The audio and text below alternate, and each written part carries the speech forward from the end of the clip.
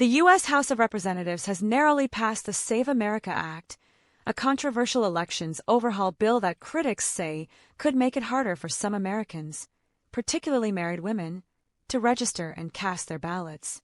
The legislation, approved largely along party lines with only one Democrat crossing over to support it, would impose stricter requirements on voter registration and voting itself, including documentary proof of U.S. citizenship when registering and mandatory presentation of a photo ID at the polls.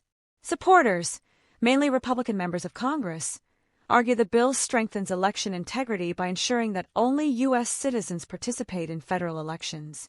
They claim requirements like proof of citizenship and voter ID are widely supported in common-sense safeguards. However, voting rights groups and critics strongly disagree.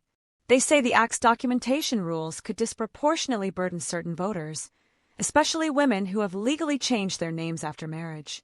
Because many married women's birth certificates may not match their current legal names, they could face extra steps, such as obtaining a passport or additional legal documents, just to prove eligibility. Advocates warn that millions of eligible voters could be discouraged or blocked from voting due to these barriers.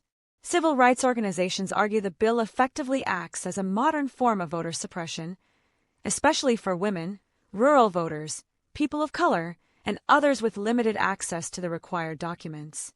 Despite its passage in the House, the Save America Act faces a challenging road in the Senate, where it must secure enough votes to overcome procedural hurdles. Many opponents urge senators to reject the bill, characterizing it as an attack on fundamental voting rights rather than a legitimate election reform.